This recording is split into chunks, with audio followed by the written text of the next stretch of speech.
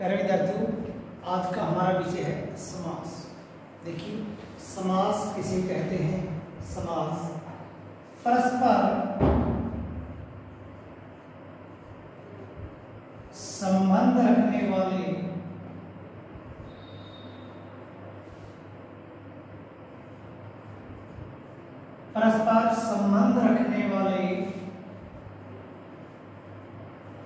दो या दो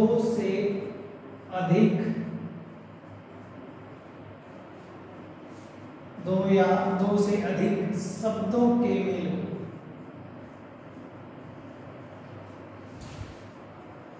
मेल को समास कहते हैं।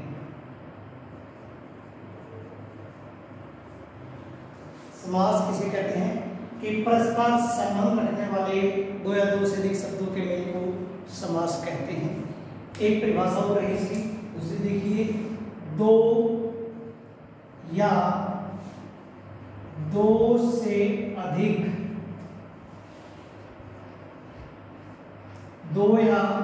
से अधिक शब्दों के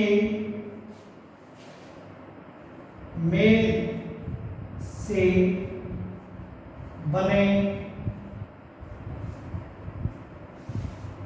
पद को समस्त पद कहते हैं, कहा जाता है। दो या दो से अधिक शब्दों के मेल से बने पद को समस्त पद कहा जाता है और समस्त पद बनने की प्रक्रिया को, इस प्रक्रिया को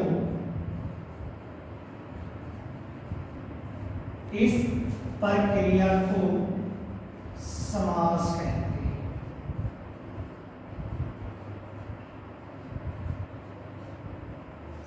कि बिल्कुल आसान सी डेफिनेशन है, बिल्कुल सरल परिभाषा है कि परस्पर संबंध रखने वाले दो या दो से अधिक शब्दों के मेल को समास कहा जाता है। दूसरी है कि दो या दो से अधिक शब्दों के मेल से बने पद को समस्त पद कहते हैं या पद को समस्त पद कहते हैं और इस प्रक्रिया को समास कहा जाता है। समास के मुख्य चार भेद होते हैं। समास के मुख्य चार प्रकार या चार भेद होते हैं।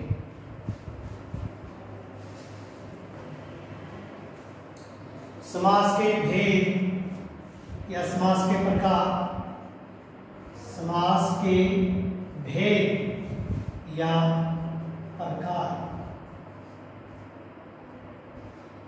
मुख्य समास के चार भेद होते हैं।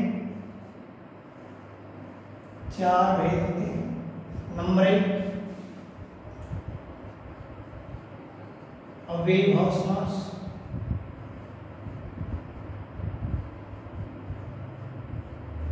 नंबर 2, तत्पुरुष समास। नंबर 3,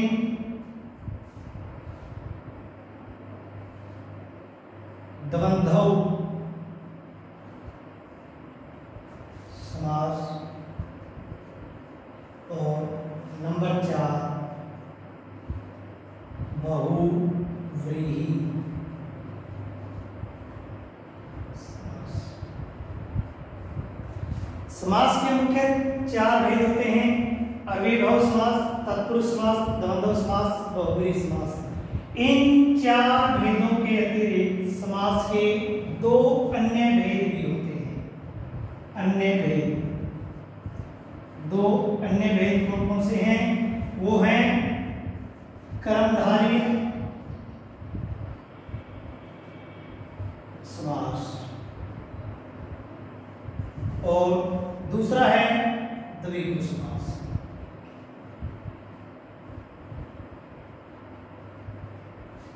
इस प्रकार समास के कुल 6 भेद होते हैं। कितने भेद होते हैं? 6 भेद होते हैं। यदि प्रश्न पूछ लिया जाए कि समास के मुख्य कितने भेद होते हैं, तो समास के मुख्य 4 भेद या 4 प्रकार होते हैं कि अव्ययीभाव समास, तत्पुरुष समास, द्वंद्व समास और बहुव्रीहि समास। और यदि इसके अतिरिक्त पूछा जाए कि समास के कुल भेद कितने होते हैं, तो समास के कुल भेद 6 होते हैं। इन 4 मुख्य भेदों के अतिरिक्त इनके सिवाय 2 समास के अन्य भेद भी हैं। वो क्या है? कर्मधारय और द्विगु। अब देखिए, सबसे पहले कर्म अव्ययीभाव समास किसे कहते हैं?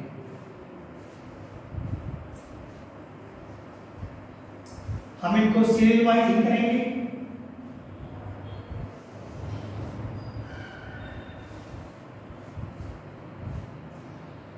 पहला है हमारा अव्ययीभाव समास। अव्ययीभाव समास जिस समास का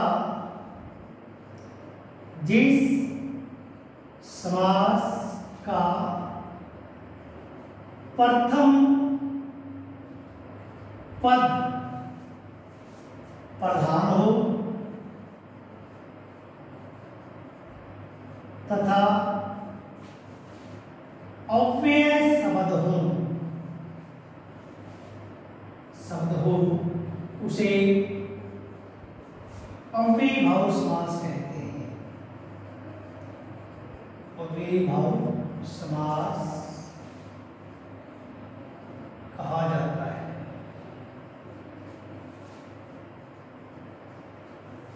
जिस समास का प्रथम पद प्रधान हो तथा अव्यय शब्द हो उसे अव्ययीभाव समास कहते हैं। ये अव्ययीभाव समास कहा जाता है। कि अब ये अव्यय शब्द होते कौन से हैं? अव्यय शब्द वो शब्द होते हैं जो कभी भी किसी भी परिस्थिति में बदलते नहीं हैं। उन्हें अव्यय या अविकारी शब्द भी कहा जाता है। दोबारा फिर देखिए, जिस समास का प्रथम पद प्रधान हो तथा अव्यय शब्द हो उसे अव्ययीभाव समास कहते हैं। अव्यय वे शब्द होते हैं जो किसी भी स्थिति में परिवर्तित नहीं होते। इन्हें अविकारी शब्द भी कहा जाता है। ठीक है, जैसे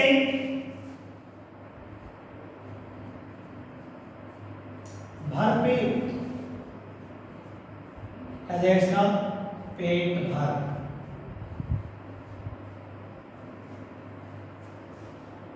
यथाशक्ति,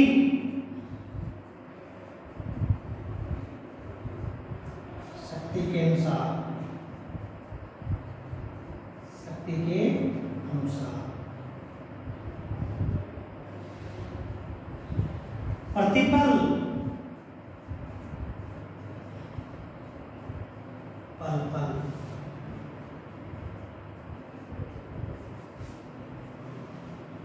बेधड़क,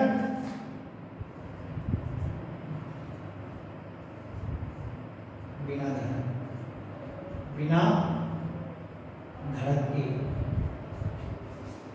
ये क्या है? ये अव्ययीभाव समास है। दूसरा देखिए,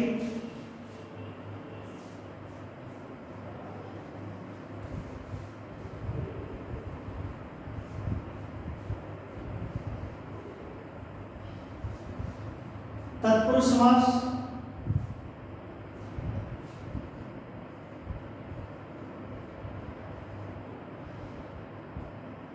तत्पुरुष समास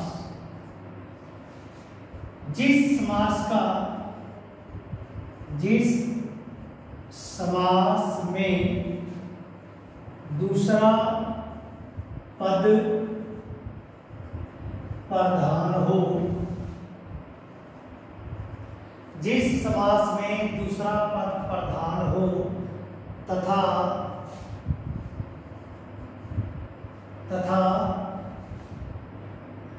दोनों पदों के बीच में कारक की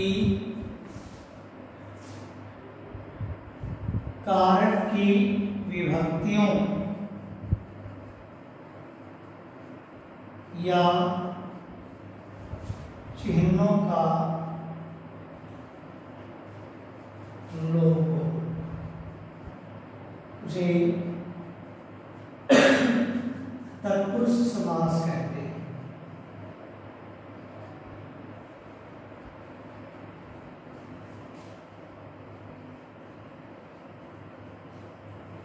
कि जिस समास में दूसरा पद प्रधान हो तथा दोनों पदों के बीच से कारक की विभक्तियां अर्थात कारक के चिन्हों का लोप हो, वहां तत्पुरुष समास होता है। जैसे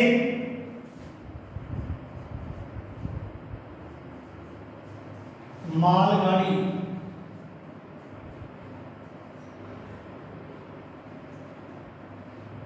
माल के लिए गाड़ी।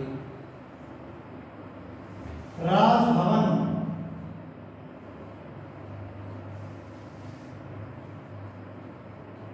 राजा का भवन। राजरानी,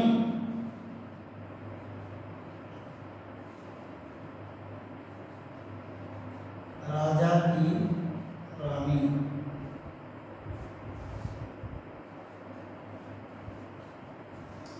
ऋणमुक्त,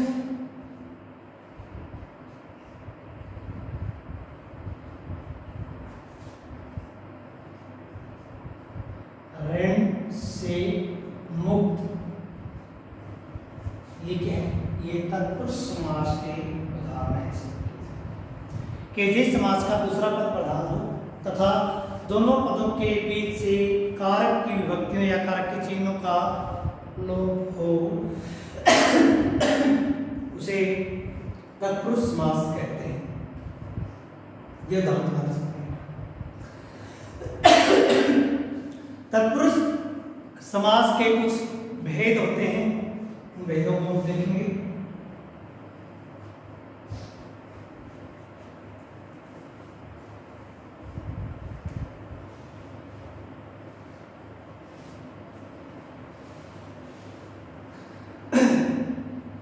तत्पुरुष समास के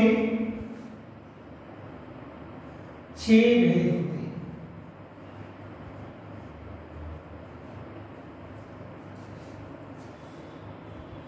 नंबर 1,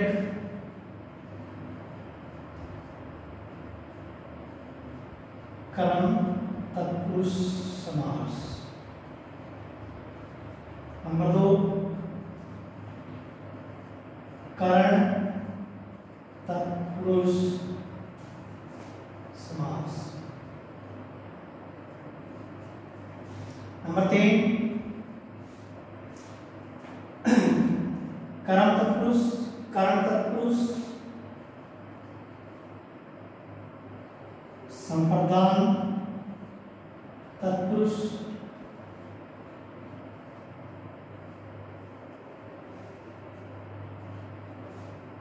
सम्मान तत्पुरुष,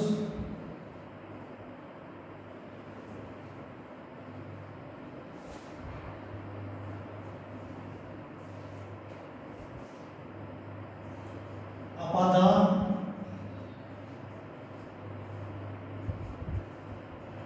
तत्पुरुष, और नंबर 6 है अधिकरण तत्पुरुष। तत्पुरुष समास के 6 भेद होते हैं। कर्ण तत्पुरुष समास, कर्ण तत्पुरुष समास, संप्रदान तत्पुरुष समास, सम्मान तत्पुरुष समास, अपादान तत्पुरुष समास और अधिकरण तत्पुरुष समास। कर्म तत्पुरुष जो कर्म कारक की विभक्ति है, वो कर्म तत्पुरुष के अंदर कर्म कारक की विभक्ति का लोप होगा। जैसे स्वर्ग प्राप्त,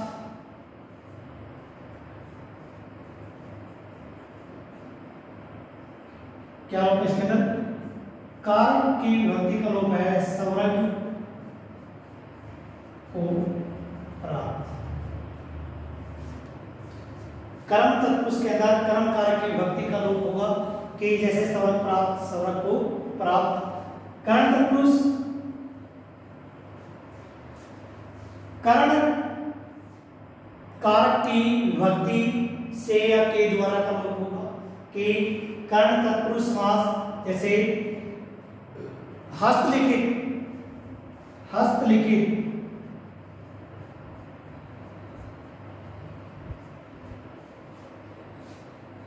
हाथ से लिखा हुआ, जो से विभक्ति है उसका लोप है। संप्रदान तत्पुरुष, संप्रदान की विभक्ति क्या है? के लिए। इसमें क्या लोप होगा? जैसे रसोई घर,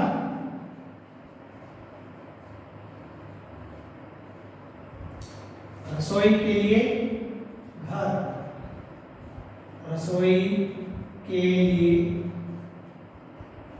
घर। इसमें संप्रदान के लिए विभक्ति का लोप होगा। संबंध पुरुष, जैसे मैंने उदाहरण दिया था इसके में, जैसे राजभवन, राजा का भवन का जो विभक्ति है उसका लोप है। राजरानी, राजा की रानी की विभक्ति का लोप है। अपादान तत्पुरुष, इसके अंदर भी से का लोप होता है, से विभक्ति अपादान की, लेकिन यहाँ जो शेख है वो साधन के लिए प्रयोग हुआ है और जो यहाँ से है वो अलग होना या जुदा होने के लिए प्रयोग होता है। जैसे ऋण मुक्त बताया था अभी, ऋण से मुक्त, पाप मुक्त, पाप से मुक्त होना, ये अपादान तत्पुरुष है। अधिकरण तत्पुरुष, इसके अंदर में या पर, दो विभक्ति इसकी, में या पर। जैसे आप बीती, आप बीती, आप पर बीती। ये तत्पुरुष समास के 6 भेद हैं। दोबारा रिपीट करना चाहूंगा। कर्म तत्पुरुष समास, कर्म तत्पुरुष समास, संप्रदान तत्पुरुष समास, संबंध तत्पुरुष समास, अपादान तत्पुरुष समास और अधिकरण तत्पुरुष समास। इन सभी भेदों के अंदर इनकी कारक की विभक्तियों या चिन्हों का लोप होगा और उन विभक्तियों का प्रयोग हमने करना है। ये तत्पुरुष समास के 6 भेद हैं। आगे देखिए नंबर 3,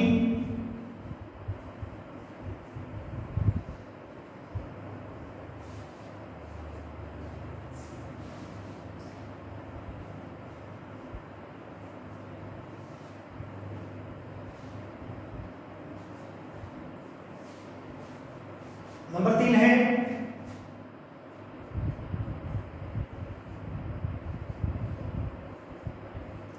द्वंद्व समास। जिस समास में दोनों पदों का समान महत्व हो, अर्थात जिस समास के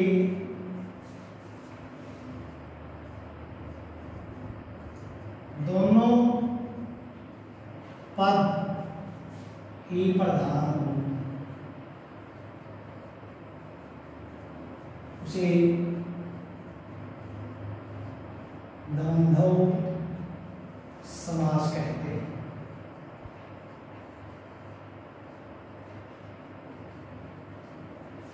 जिस समास में दोनों पदों का समान महत्व हो, अर्थात जिस समास के दोनों पद प्रधान हो तथा दोनों पदों के बीच, तथा दोनों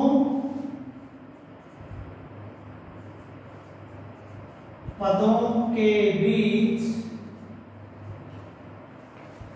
से योजक शब्दों का लोप हो। जिस समास के दोनों पद प्रधान हो तथा दोनों ही पदों का समान महत्व हो तथा दोनों पदों के बीच से जो योजक शब्द हैं वो गायब मिलेंगे, अर्थात योजक शब्दों का लोप मिलेगा, वहां या उसे द्वंद्व समास कहते हैं। जैसे माता पिता,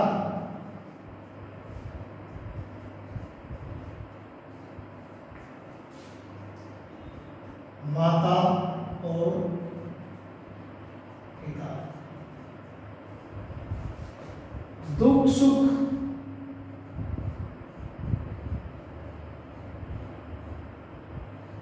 दुख या सुख। पाप पुण्य,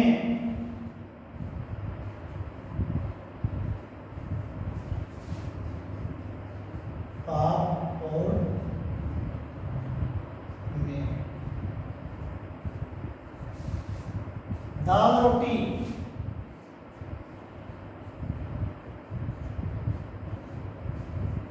दाल और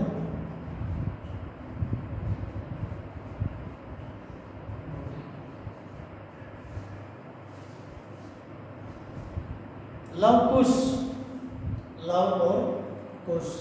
सुख दुख, सुख या दुख। बड़ा छोटा, बड़ा या छोटा। ये क्या है?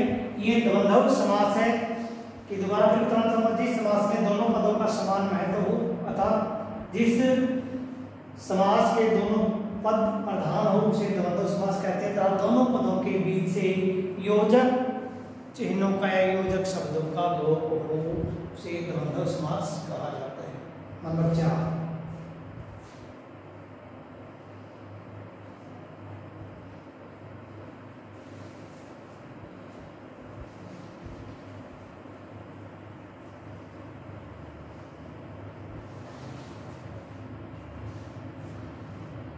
बहुव्रीहि समास।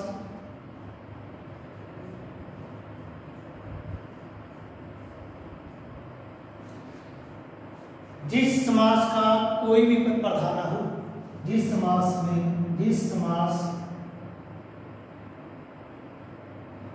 समास के दोनों पदों में से कोई भी पद प्रधान न हो तथा दोनों पद मिलकर किसी अन्य पद को प्रधान मानते हैं।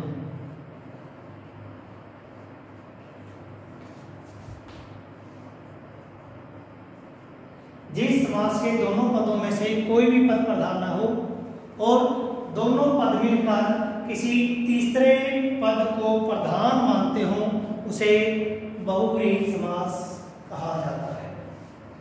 तार्किक में इसको यूं कह सकता हूं कि दोनों पद आपस में किसी को अधिक महत्व नहीं देना चाहते और ऐसी स्थिति में दोनों पद मिलकर एक समझौता करते हैं, संधि करते हैं कि हम दोनों किसी तीसरे को ही मुखिया बना देते हैं। तो इसके अंदर जो तीसरा पद होगा वो क्या है?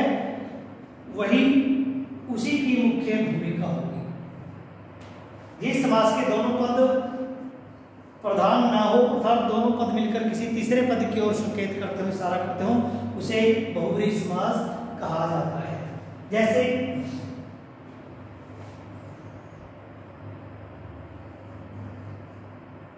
चक्कर पानी,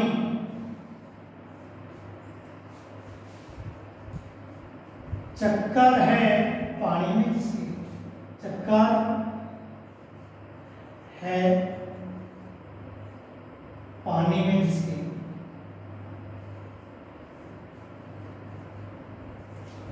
जिसके यहां पानी का जो अर्थ होता है वो हाथ होता है का। चक्कर पानी, चक्कर है पानी में जिसके, किसके है? विष्णु या श्री कृष्ण।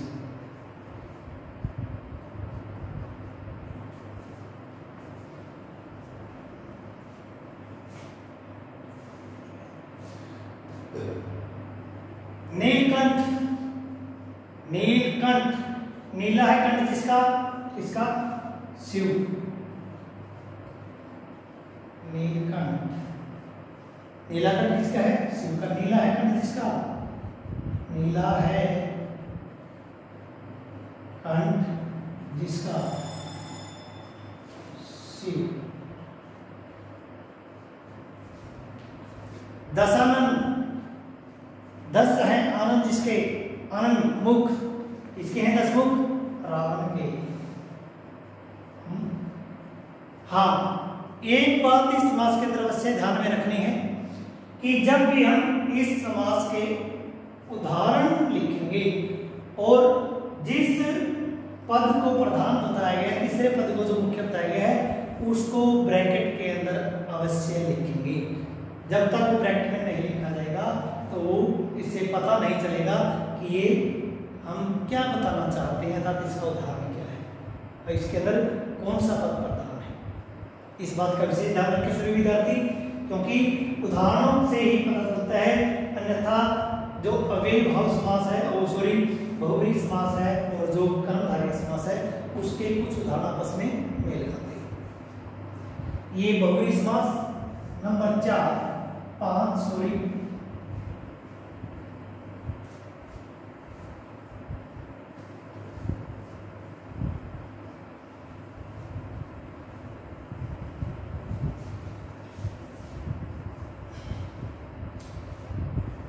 नंबर 5 द्विगु समास। जिस समास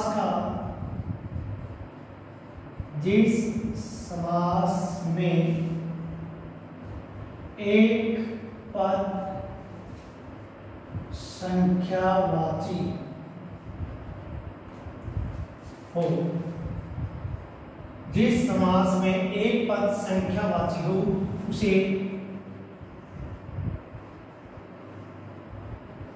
द्विगु समास कहते हैं।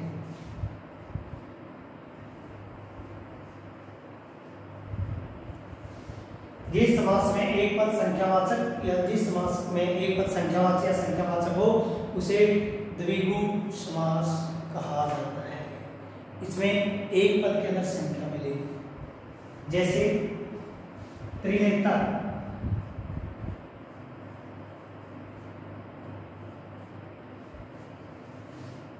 तीन हैं आंखें,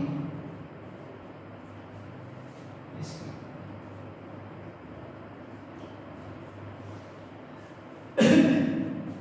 चौपाई, 4 आयों का समाहार,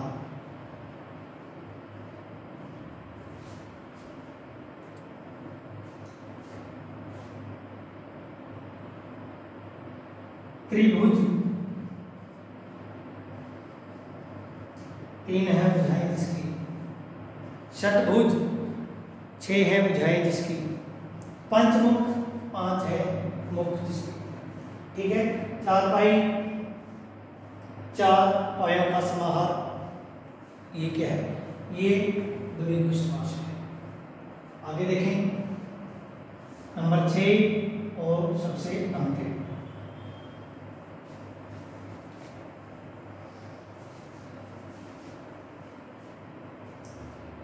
नंबर 6 कर्मधारय समास।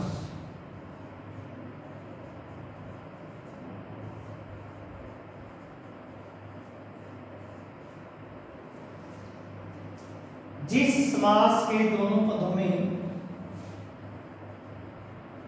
जिस समास के दोनों पदों में उपमान और उपमेय, जिस समास के दोनों पदों में उपमान और उपमेय या विशेषण और विशेष्य का संबंध पाया जाए।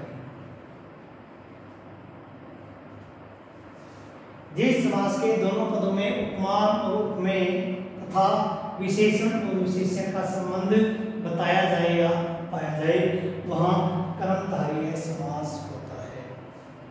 जैसे हरी मिर्च,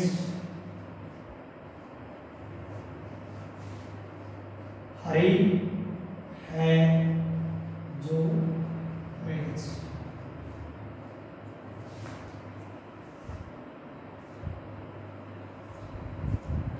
ठीक है। पीतांबर